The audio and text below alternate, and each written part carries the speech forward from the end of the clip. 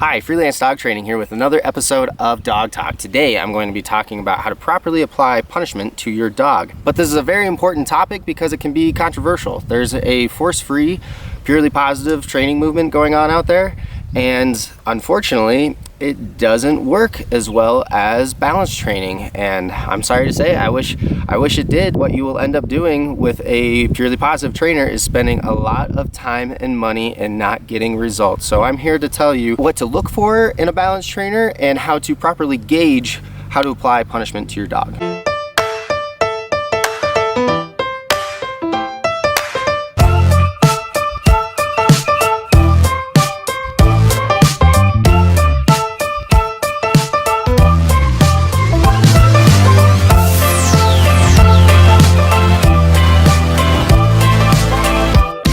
First little bit of housekeeping. What I mean by punishment is anything that is likely to decrease a behavior from occurring again in the future. There's this little thing called operant conditioning, very popular in psychology, and there is a continuum.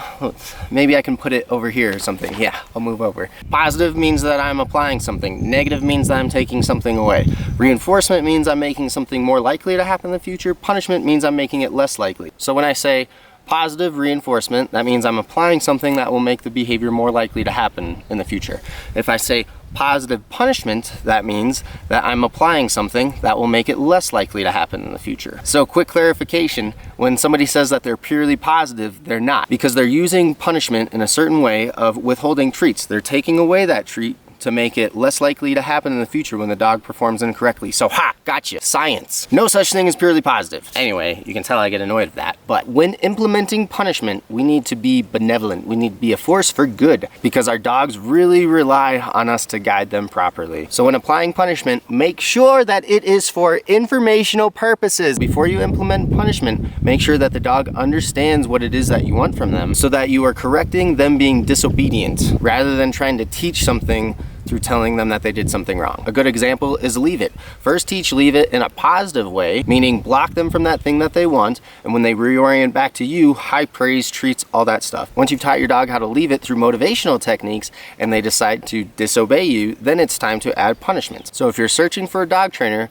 I would suggest avoid the purely positive people and look for a balanced trainer. And when you have your consultation with them, make sure that they are teaching behaviors through motivational techniques and then using punitive techniques to refine or eliminate bad behavior. Okay, housekeeping done. Punishment should be approached with a concept called LIMA. Least intrusive, minimally adversive. Least intrusive just means that I'm going to take the first exit possible on this metaphorical highway if it solves your dog's given behavioral issue. So make sure you exhaust all of these options first before you resort to positive punishment. But for certain nuisance behaviors like nipping, jumping, barking, and eating things that they shouldn't, which are self-rewarding behaviors, meaning the act itself is reinforcing, we will need to use positive punishment. But when using positive punishment, we need to make sure that we are using the least amount of punishment, minimally adversive, that will decrease a behavior when applied consistently and timely. So with using minimal aversion, I'm going to teach you a concept called titration rate, or titration rate. I'm still not sure how to pronounce it. Every dog has a unique titration rate, which just means that your dog will take a certain level of correction until they finally decide, I didn't like that. I'm going to try to figure out how to avoid that in the future. So think of it as like a threshold of like, that wasn't a big enough correction. Okay, that was. I'm going to avoid doing that so that I don't get that correction again. Say a child steals some cookies out of a cookie jar and the dad says, hey, don't do that. And the child's like, well, the reward was way worth that type of punishment, so I'm gonna keep doing it. And then the mom comes in and is like, don't do that. That's my angry mom voice, I guess. My dog's looking at me like, what did I do? Oh, hey, he found a stick. But then that kid is like, whoa, not worth it, okay. Because mom crossed that threshold of the dog or of the child's titration rate. So find the level of correction that works for your dog. There's certain tools that you can use that I'll describe later, but just know that not one correction fits all dogs and that it can fluctuate depending on scenarios. So for example, my dog has a very low titration rate.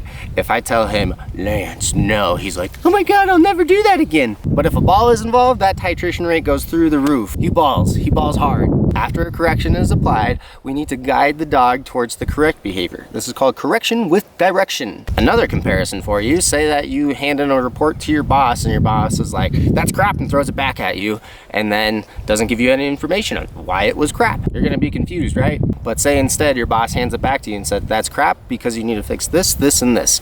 And then you go and fix this, this, and this, hand it back to your boss, and your boss is like, great job, A+. If you get paid in grades. Along with that, when we notice that our dog isn't displaying that bad behavior when they have the opportunity to, make sure that you praise them. This is part of that direction piece of, yes, you're doing the right thing. So this is all about how to properly communicate with your dog, because sometimes you have to tell them that they did something wrong. I mean, it's understandable. They're another species trying to live in our world. Sometimes we have to give them some guidance to say, hey, that's not allowed here in this human world that you're inhabiting.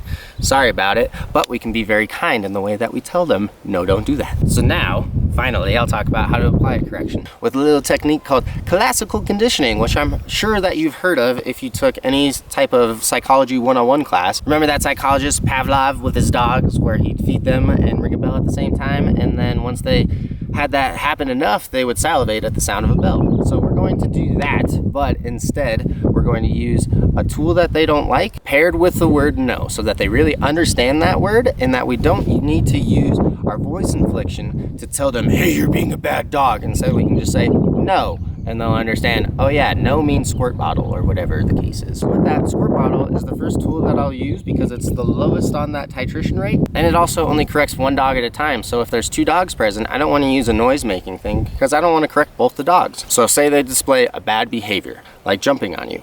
Squirt them in the face or on their body at the same time that they jump on you and say no at the exact same time. Pew, pew. This is the exact definition of when you order it online versus when it shows up at your house. I thought I was getting some cool squirt bottles for cheap.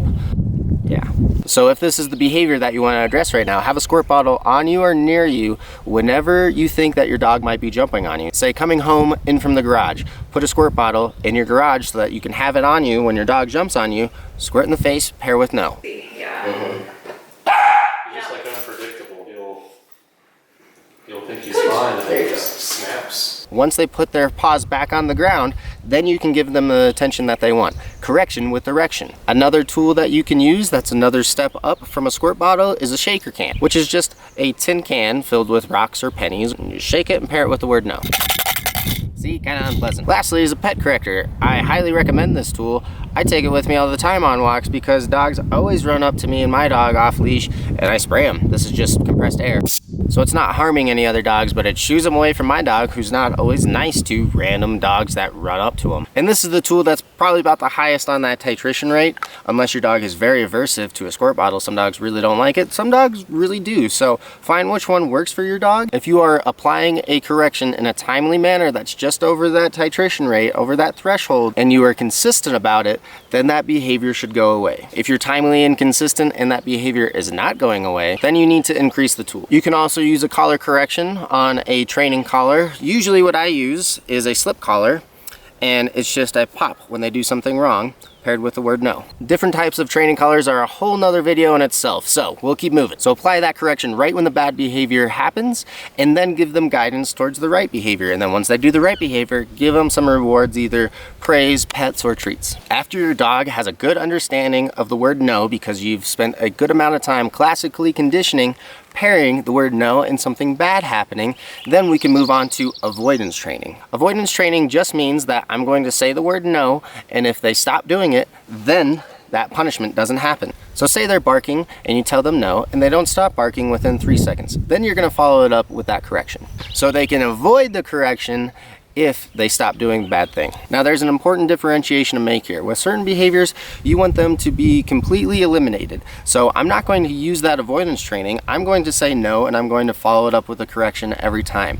If you have already paired no with that correction, then you don't need to do it at the exact same time. Instead, if they jump on you, you can say no to mark that wrong behavior. Then you can go walk over, grab a squirt bottle, and squirt them. Since they understand the word no, they understand what they did wrong, even though the punishment came later on. An important note to make: never use this as a threat. If you grab it, use it. Otherwise, your dog is just going to continue on with that bad behavior until you go grab that tool and point it at them, and then they'll stop. And another example would be barking. I do want my dog to bark if there's somebody lurking around my house at 2 a.m., so I don't want to tell him no and punish him every single time there's a bark. Instead, what I can teach him is another word, like enough, which just means, okay, heard you, bud. Tell him that we heard him. Heard you, bud. But now shut up. So it's still taught with classical conditioning, but then we use avoidance training. So if he barks a few times and I hear him and I say enough, then I can use that 1, 2, 3. If he didn't shut up, then I follow through with the correction. But make sure to give at least 3 seconds for him to comprehend that information and then to stop doing that behavior. Here's another quick tip, a little insider information in the dog training world. Sometimes instead of applying that timely and consistent correction that happens right when the bad behavior happens and it crosses that threshold, we can do something called a penalty instead.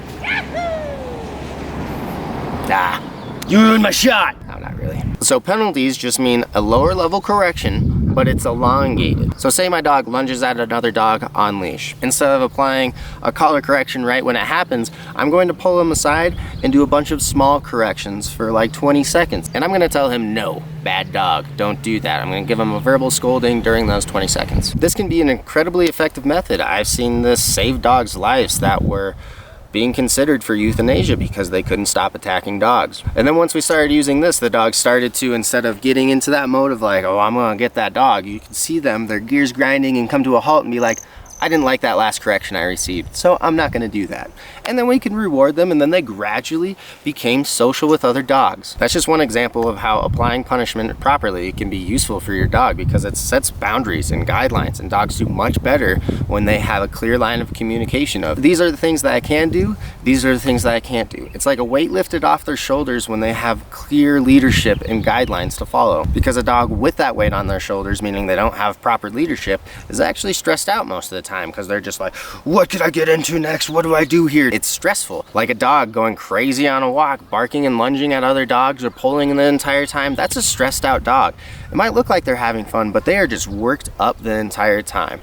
Whereas when you see a dog in a heel position or walking on a loose leash that's not freaking out and being reactive at every other dog it sees, that's a calm, confident, chillaxed dog. Chillaxed, really? Oh, words sometimes. So to wrap this all up, using punishment is good for your dog. As long as we are following those guidelines of Lima and we are not blowing past that threshold on that titration rate, because if we get up here, we're harming the trust that we have with our dog. Instead, teach your dog the proper behaviors through motivational techniques first, and then find the proper amount of punishment that just crosses that threshold so that that correction is informational rather than based in emotion. After applying those corrections, guide them to the correct behavior, correction with direction. And after your dog has been classically conditioned to understand the word no, we can start to use avoidance training, so we can work away from always needing those tools on us, and we can just tell the dog no when they do the wrong thing. If your dog has any extreme behavioral problems like high reactivity or fear aggression, I recommend going to see a balanced trainer, because these types of corrections should only be used for inappropriate or bad behavior. And when we run into behavioral issues, we don't want to punish certain things like fear or preludes to aggression. Because if I punish my dog for growling at somebody when they're uncomfortable, I'm eliminating them trying to communicate, hey, back off. And the dog will jump straight from, I'm uncomfortable with this person, to biting that person, because punishing that behavior doesn't eliminate it. So with serious behavioral problems, seek help from a professional. Don't rely on these types of YouTube videos. But something like this can help you understand the concept of what punishment is and how to properly apply it for behaviors like jumping or barking or any other nuisance behaviors like that. So I hope that you found this video to be informational, and if you have any more questions, feel free to leave a comment below, like and subscribe, all that junk. I know you guys know what it is. You're on YouTube.